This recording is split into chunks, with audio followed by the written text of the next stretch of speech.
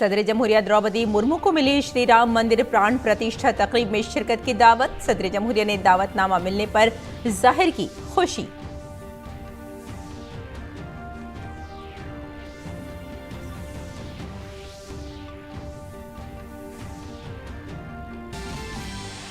लोकसभा इंतखाबात से कबल बीजेपी की बड़ी मुहिम। बीजेपी सदर जेपी नड्डा आज दिल्ली में करेंगे नमो नौमत दाता मुहिम की शुरुआत।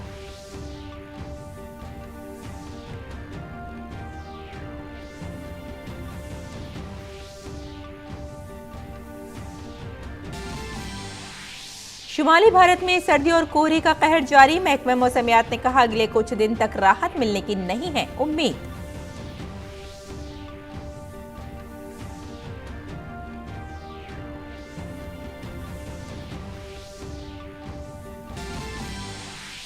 मुल्क भर में मनाई जा रही है लोहड़ी। सदर और नायब सदर ने मुल्क और बैरूनी मुल्क भारतीयों को दी लोहड़ी की मुबारकबाद।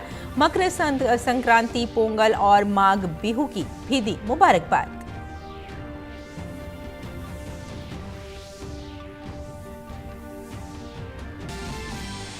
ताइवान में सदर और अराकीन पार्लियामेंट के लिए आज डाले जा रहे हैं वोट। अमेरिका और चीन समेत तमाम ममालिक की है गहरी नजर।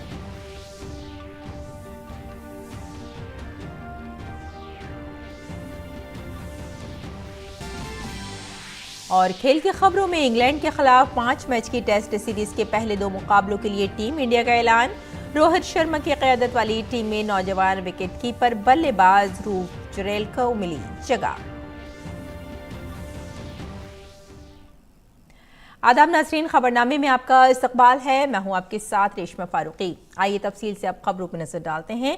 विश्व हिंदू परिषद के कौमी तर्जुमान विनोद बंसल ने सदर जमहूरिया द्रौपदी मुर्मू से मुलाकात की और उन्हें अयोध्या में होने वाले राम मंदिर प्राण प्रतिष्ठा प्रोग्राम में शिरकत की दावत दी। सदर जमहूरिया ने दावत को बखुशी कबूल किया।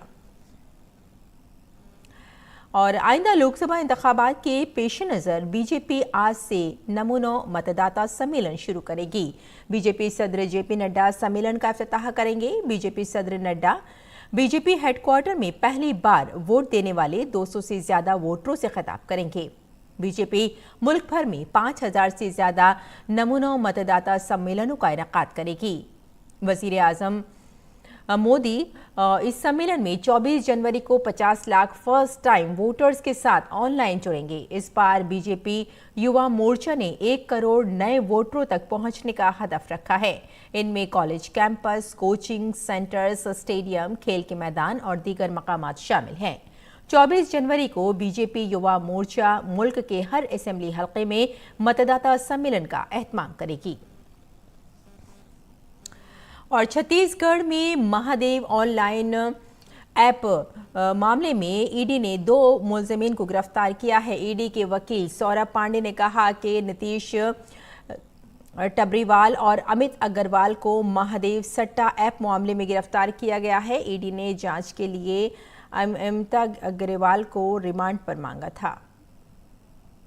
ऐप जो इन्वेस्टिगेशन चल रहा है, महादेव बेटिंग पोर्टल के द्वारा जो लॉन्डर करके बहुत सारा पैसा कमाया गया है, प्रोसीड्स ऑफ क्राइम का अर्जन किया गया है, जिसके मुख्य जो करता धरता है दुबई बेस्ड सौरभ चंद्राकर, रवि उत्पल, शुभम सोनी रोमान्य जो हैं लोग, उसी इन्वेस्टिगेशन को फर्दर प्रोसीड करते हुए 2 अरेस्ट आज की गई हैं, नितेश टिबरेवाल और दूसरा अमित अग्रवाल।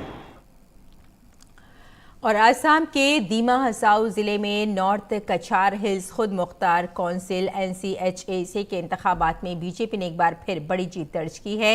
इंतखाबी नताइज के बाद वज़ीर आज़म नरेंद्र मोदी ने आसाम बीजेपी पुरएतमाद करने के लिए दीमा हसाऊ के बाशिंदों का शुक्रिया अदा किया। वज़ीर आज़म मोदी ने अपने एक्स पैगाम में कहा कि आसाम बीजेपी पर भरोसा करने के लिए दीमा हसाऊ के लोगों का शुक्रिया। हमारी पार्टी अवाम की उमंगों की तकमील के लिए हमेशा काम करेगी। मैं बीजेपी कारकुनों की भी उनकी सख्त मेहनत के लिए तारीफ करता हूं।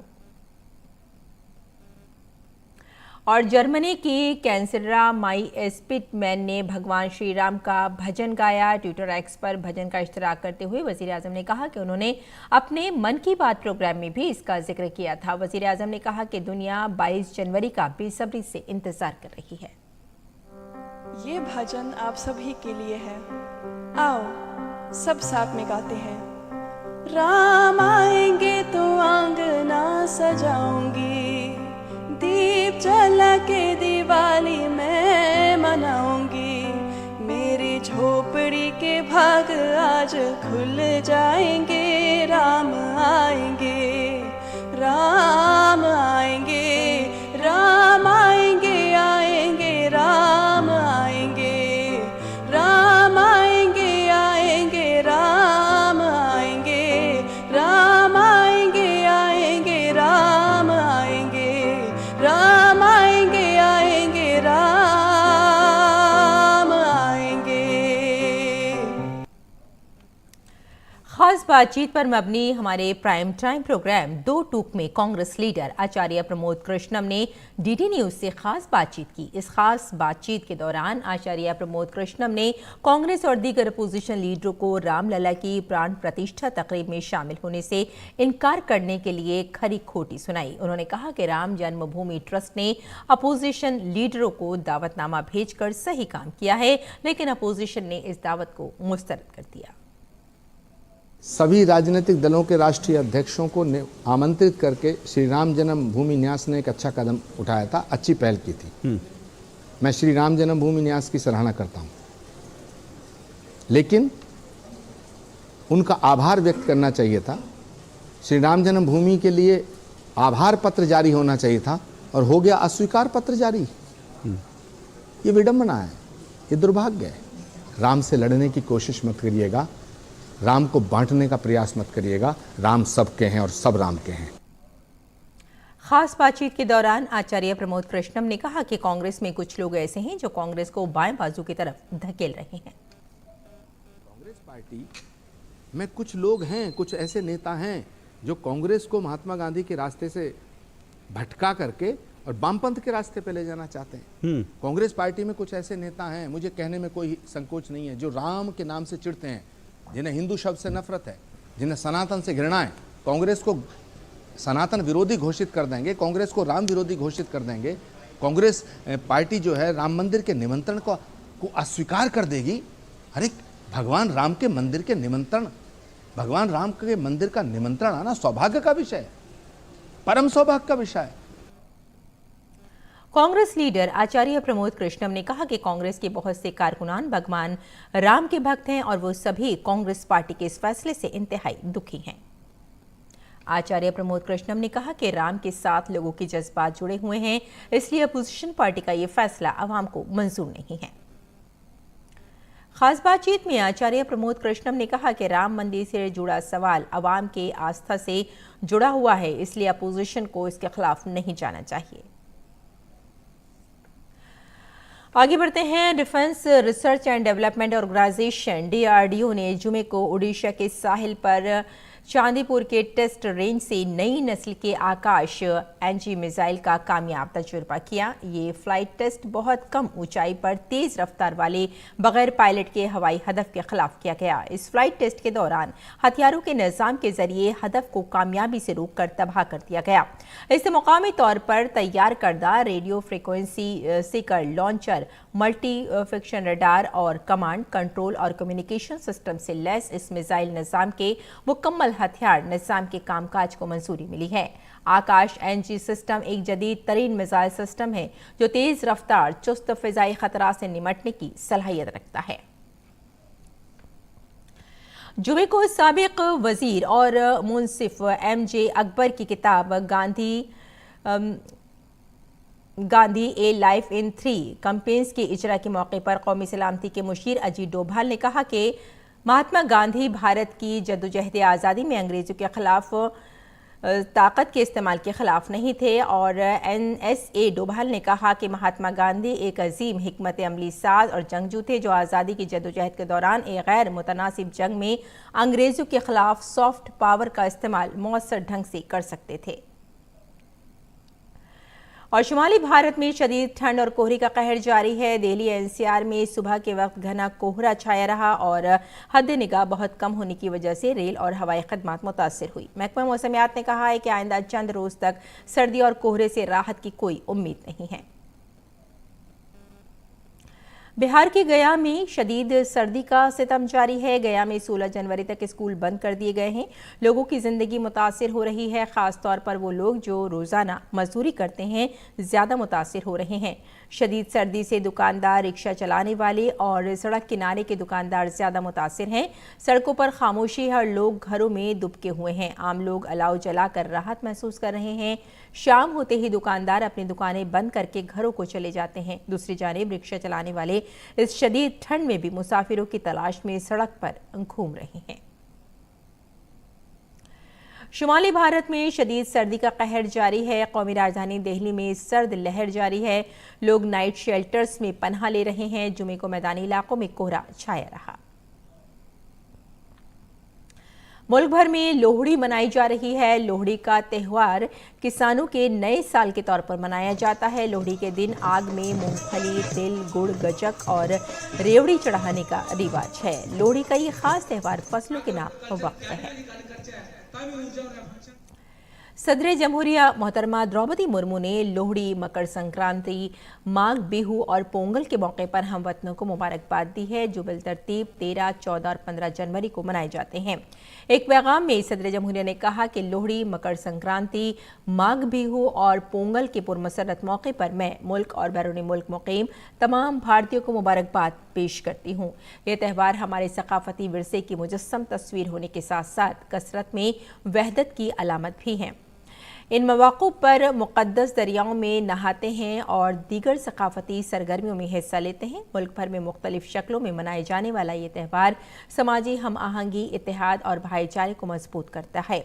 ज़राअत से वाबस्ता ये त्यौहार माहौलियाती तहफ़्फ़ुज़ का पैगाम भी देते हैं। इन त्यौहारों को मनाकर हम अपने किसानों की मेहनत को भी खराज तहसीन पेश करते हैं। मेरी ख्वाहिश है कि इन त्यौहारों के ज़रिए मोहब्बत और हम आहंगी का जज्बा बढ़े और मुल्क में अमन व खुशहाली का फैलाव हो।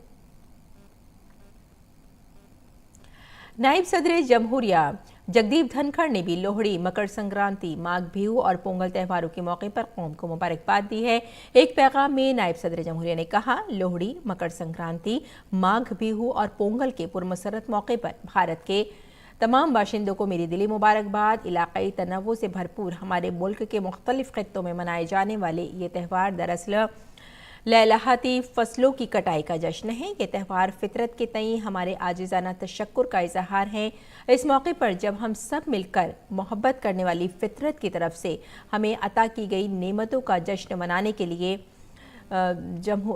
इकट्ठे हुए हैं, हमें याद रखना चाहिए कि त्यौहार भारत में कसरत में वहदत की अलामत है।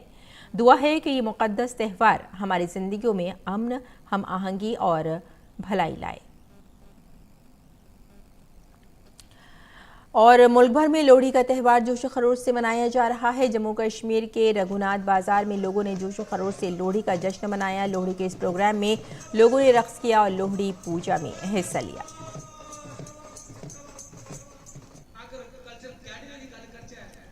बिहार में विकसित भारत अभियान के तहत मोदी की गारंटी वाली गाड़ी शहरी और मज़ाफ़ाती इलाकों के लोगों को फलाह स्कीमों से जोड़ रही है। इससे बड़ी तादाद में लोग मुस्तफ़ीद हो रहे हैं। देखें हमारे पटना ब्यूरो की ये रिपोर्ट।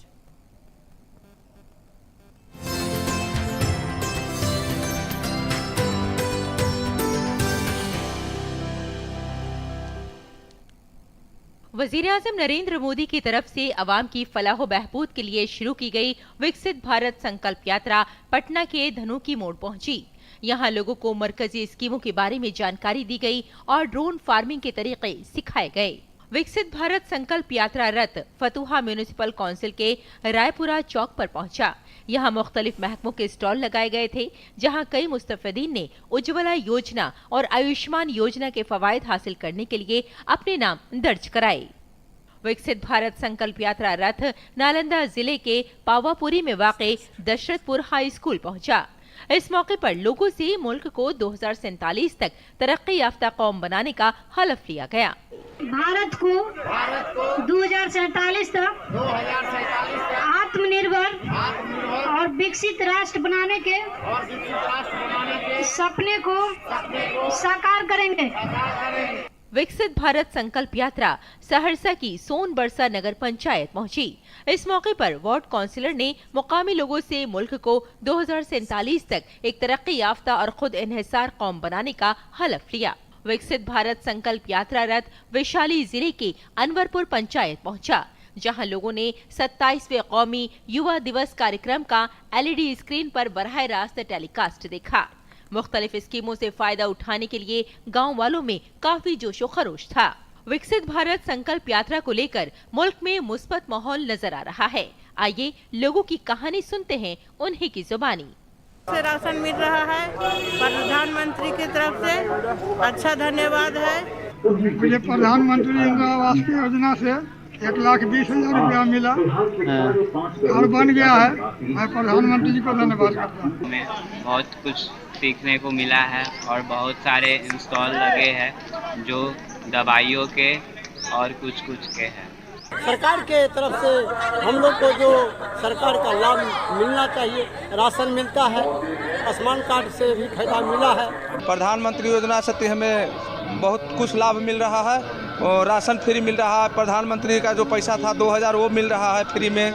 प्रधानमंत्री योजना जो राशन मिल रहा है हम जन को मिल रहा है और हमको भी मिल रहा है, इसलिए हम प्रधानमंत्री जी को धन्यवाद करते हैं। मैं मनरेगा में काम पैन में लगा हुआ है, इसमें हम काम कर रहे हैं। मेरा मजदूरी 228 रुपया प्रत्येक दिन मिलता है। 100 दिन साल में 100 दिन हमको काम मिल जाता है, इसलिए मोदी सरकार को हम धन्यवाद करते हैं और करता रहूँगा। Bureau report, DD news Urdu खबरें।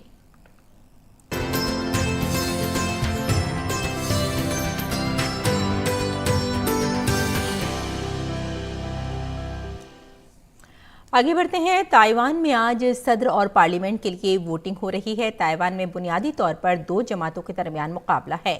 पहली डेमोक्रेटिक प्रोग्रेसिव पार्टी DPP है, जो अमेरिका की तरफ झुकाव रखती है। दूसरे नंबर पर मिटांग के MT पार्टी है कि MT का चीन की तरफ झुकाव है। DPP गुज़िश्ता 8 सालों से मुल्क में बरसर इख्तिदार है। इसके अलावा हाइक और party Taiwan People's Party PPT है। अमेरिका और चीन के साथ दुनिया भी इंतखाबात पर नजरें जमाए हुए है। मौजूदा सदर साई इंगवेन ने 2 मियाद मुकम्मल की हैं। डेमोक्रेटिक प्रोग्रेसिव पार्टी के उम्मीदवार लाई चिंगटी, जो इंतखाबात में आगे हैं, की चीन मुखालफत कर रहा है। उन्हें मुल्क की आज़ादी का हामी समझा जाता है। ख्याल किया जा रहा है कि उनके जीतने की शक्ल में तनाव बढ़ सकता है। चीन ने ताइवान के वोटरों से कहा है कि वो अमन और जंग में से किसी एक का इंतखाब करें। चीन के खतरे के अलावा वोटर्स के सामने और भी बहुत से मसाइल हैं। इनमें महंगी रिहाइश गाहें और सुस्त मईशत शामिल हैं। गजा में इस्राएली फौज की ताज़ा हमले में हमास के जंगजुओं की बड़ी तादाद में मारे जाने की इत्तलात हैं। इस्राएली फौज ने कहा है कि खान यूनुस में एक फ़िज़ाई हमले में हमास के जो नुकबा फोर्स का कमांडर मारा गया है। ये कमांडर 7 अक्टूबर को इस्राएली शहरों पर हमले में मुलव्विस था। इन हमलों के बाद गजा में हलाकतों की मजमूई तादाद 24,000 तक पहुंच गई है, जबकि 60,000 से ज़ायद जख्मी हैं। गजा के वस्ती और जुनूबी हिस्सों में जारी इस्राएली कार्रवाई में बड़ी तादाद में हमास के जंगजू हलाक हो रहे हैं। मेक़याजी में इस्राएली फौजियों की कार्रवाई में 20 जंगजू मारे गए हैं। इनमें से 3 जंगजू को फौजियों ने आमने सामने की लड़ाई में मारा है और बरेज में ड्रोन हमले में एक जंगजू की हलाकत की इत्तला है।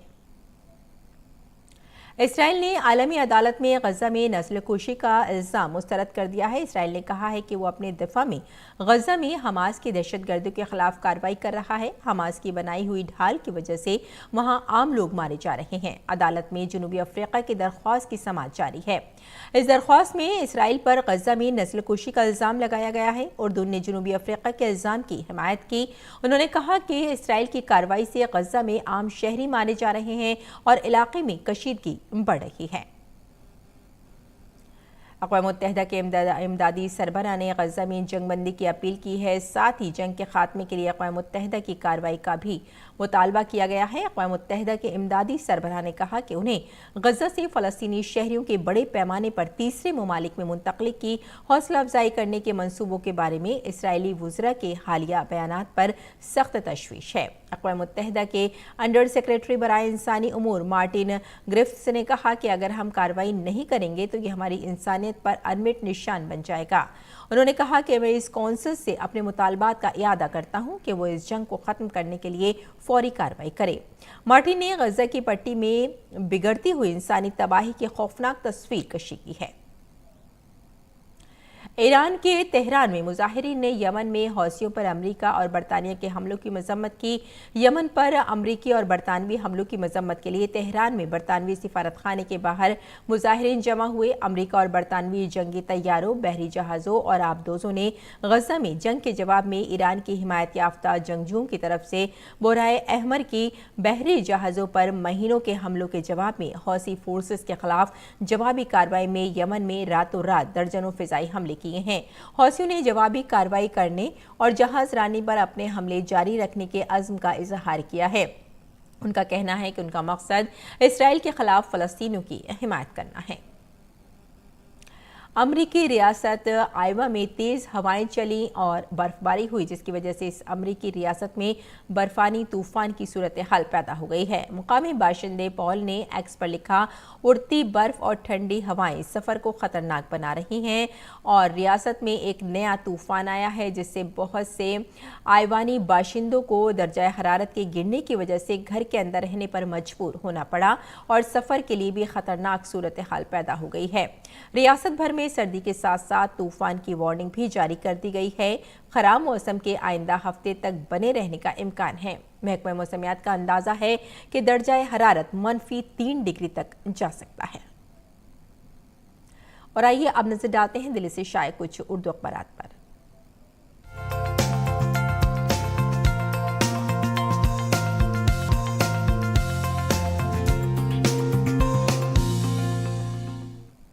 नाज़रीन, अखबारात के जायजे में आइए सबसे पहले बात कर लेते हैं रोजनामा राष्ट्रीय सहारा की। राष्ट्रीय सहारा के सफ़े अव्वल की सुर्खी है, हिंदुस्तान का तवील तरीन पुल अटल सेतु कौम के नाम वक्फ कर दिया गया। 17,840 करोड़ रुपए की लागत से तामीर शुदा ये पुल का वज़ीर आज़म नरेंद्र मोदी ने इफ्तिताह किया और मुंबई से नई मुंबई के दरमियान ये फासला जो था अब पहले के मुकाबले काफ़ी कम हो गया है।